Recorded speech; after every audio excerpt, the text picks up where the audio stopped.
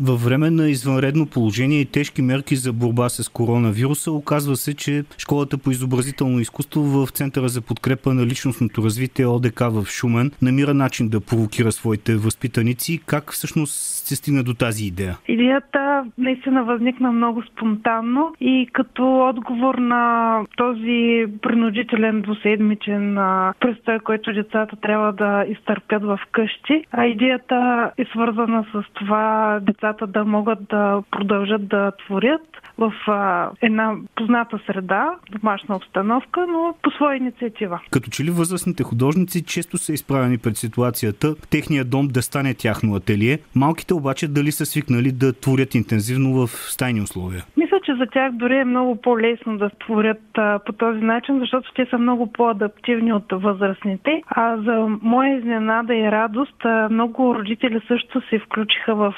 това предизвикателство и също пращат рисунки. Дори имаме рисунки от колеги художници. Как ще се предпазите и от опцията възрастни баби или пък родители да помагат на децата и така да ги изместят пък до някъде в този конкурс? Да, мисля, че няма такова вмешателство, няма такава конкуренция, защото всъщност целта на тази арт-инициатива, това предизвикателство е да повдигнем духа и всеки да бъде сам инициатор на своята творба, дори да има съвместни интерпретации на темата. Това няма нищо лошо. Важното е, че в момента сме заедно и трябва да се понасяме и принудени сме за едно доста дълго време да бъдем затворени в едно такова пространство и да живеем в хармония все пак. Своите дигитални рисунки или пък сканирани или снимани картини, къде трябва да изпратят участниците? За сега предизвикателството продължава през следващите 2 седмици. Важното е да снимат готовата рисунка, да я качат като пост под обявената тема и след това да запазят рисунката. Да, живот и здраве, когато се върнем към обичайните си занимания, ще съберем рисунките и ще направим едно представяне в града. Доколко този формат, който правиш сега с този конкурс, се приближава и до утвърден формат, в който знам, че ти си била участник, арт по пощата или пък изложба чрез изпратени по пощата картини? Всъщност този формат, който правим в момента, арт предизвикателството, не е нещо ново и свръх неизползвано.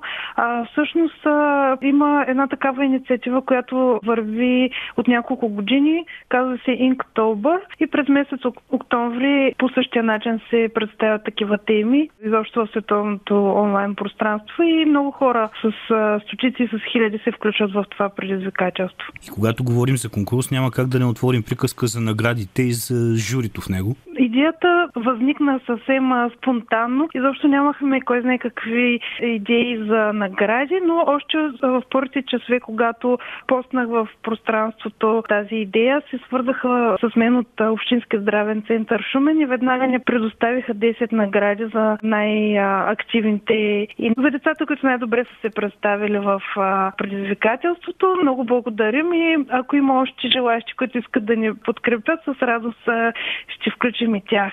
Кой ще оцени изпратените рисунки? За това още не съм помислила, но сигурно от Дружеството на шуменските художници ще откликнат. Вече с няколко родители говорих с деца, доста добре се приема идеята. Духа е повдигнат в къщи и малки деца и на 5, и на 10, и на 12, и на 16, и на 18 години са се включили.